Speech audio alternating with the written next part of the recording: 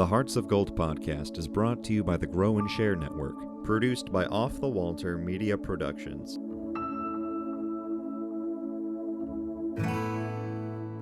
Welcome to Hearts of Gold. Today we have Savannah with us. Hi, Savannah. Hi. Can you tell us about your Girl Scout Gold Award project? My project was entitled Open Your Heart, Open a Book, and it focused on assisting children who go through childhood trauma.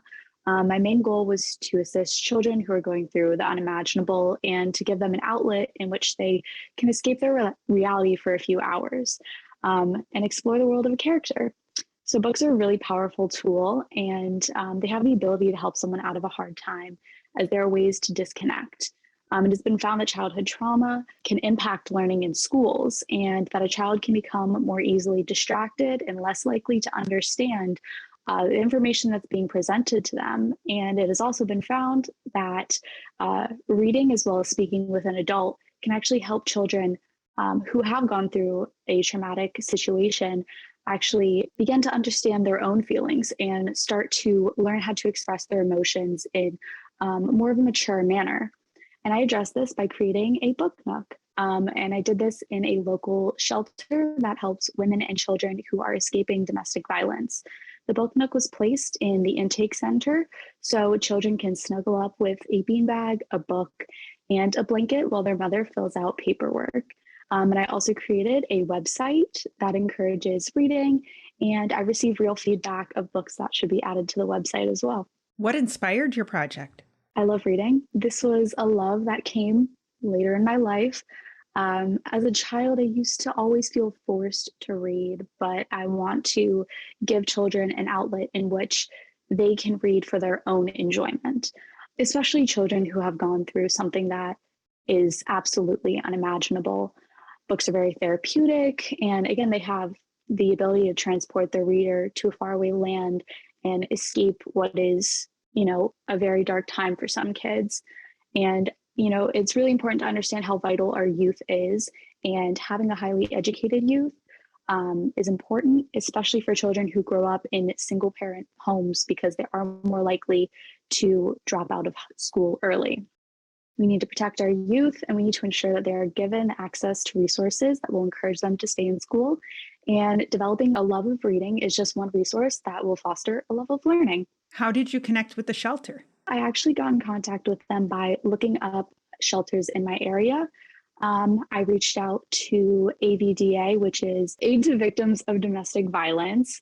And I got connected with a woman named Ginger Poole, who was my direct resource, or my direct link to the center. How did you collect the books for the Nook? So that was done through my high school's National Honor Society. I got in contact with the teacher that ran it, and we were able to set a time and place over a span of a few days for students to come in and bring in their books. And this was actually happening, during 2021. So not many people were still in school then. So it was really amazing to see that we received over 400 book donations, or blankets, stuffed animals. And most of that was from kids who drove there after school just to donate to this project, which is really amazing. What most surprised you about your personal growth during the project? My willingness to persevere and persist. This is definitely not an easy project for anybody to accomplish, but being dedicated to it and wanting to see it through is something that I found really important, and I really had to work on in myself. I'm the kind of person who, once I get really excited about something, I just want it to get done right at that second. But this is a big project. You have to spend at least 80 hours of time just dedicated to it. So just learning to stay encouraged, learning to stay passionate about it is really important to me. And your troop leader, Miss Phelps, was critical in keeping you on that path to continuing gold. How did she support you?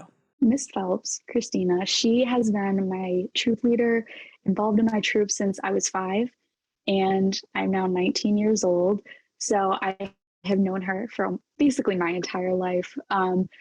she was always someone who pushed me to get my bronze award, my silver award. And when it came time to get my gold award, we had only had about 4 girls left in our little troop. And we started out with a big troop of daisies. So she was always there. She was always call me if you need me, text me if you need me. And that encouragement, again, because perseverance is such an important aspect of this project, she was someone who definitely helped me want to pursue it. Who else was on your team? Alongside Kristina, there was also my mom who helped me shove a big bookcase in the back of my car and drive it all the way home. I had a friend, Maddie Luco, help paint the beautiful rainbow on the side of my bookcase with me.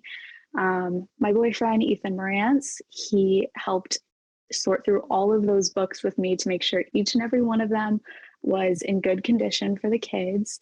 And he also helped me build my website, again, National Honor Society, and Ginger Poole, who was my contact at AVDA. What was your biggest challenge during your project, and how did you overcome it? Figuring out what I wanted to do. The freedom that you're given on the Gold Award project is both a blessing and a curse, because while you're able to use your imagination to come up with any focus that you desire, it can be really hard to nail down exactly what you want to do.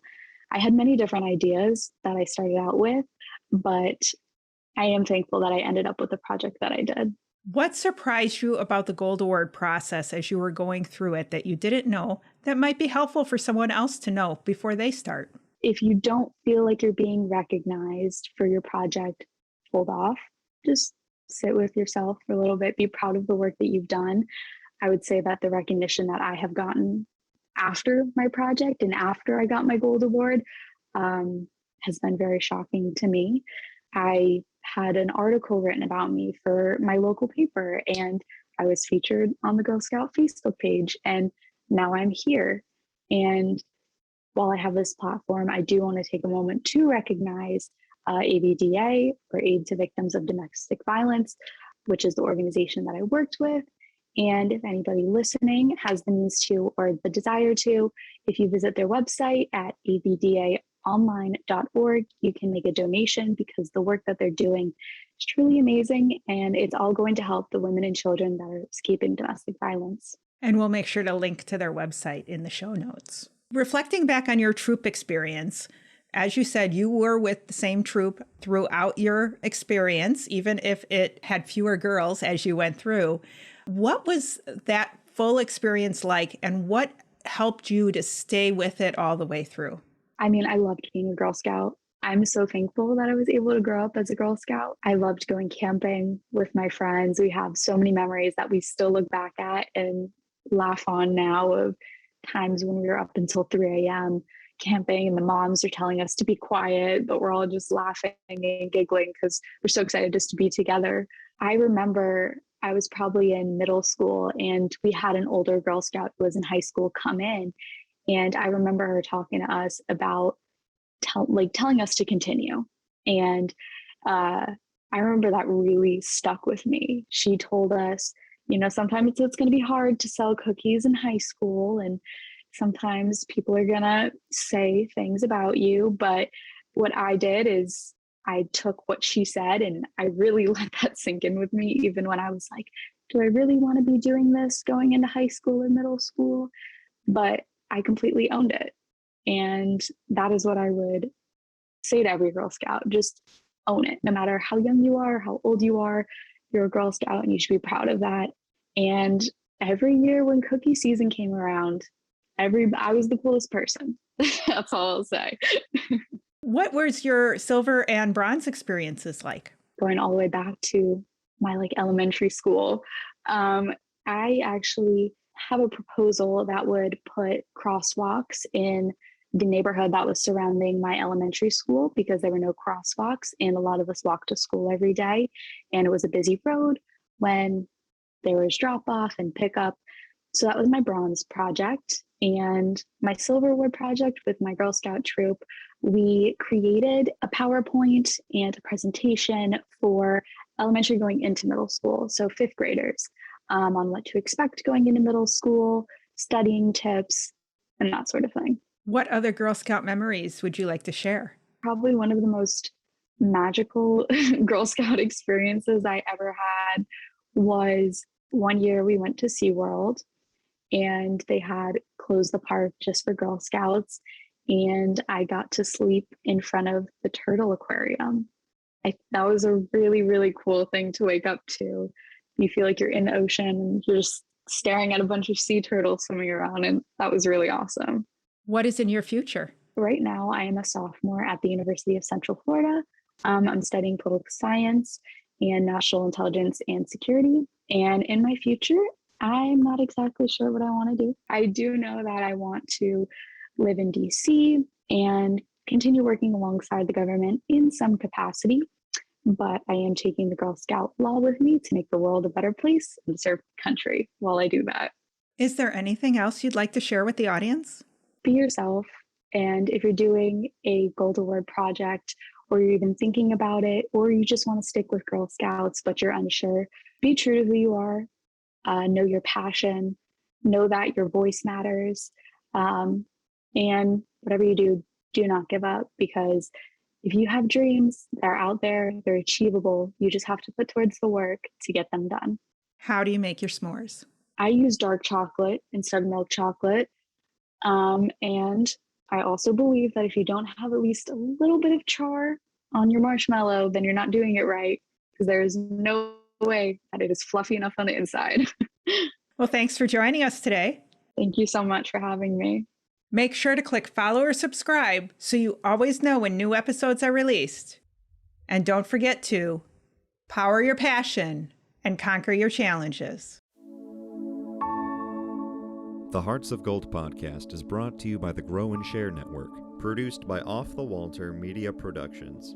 Thank you for listening and spreading the word on what we do. If you want to share your story of how you earned your Gold Award, reach out and send an email to growandsshare@outlook.com. Be sure to listen to the newest episodes on your favorite podcast app, as well as view the full video episodes on youtube.com/Cheryl M. Robinson. That's youtube.com/Cheryl, the letter M, Robinson. Take care, and we'll see you next time.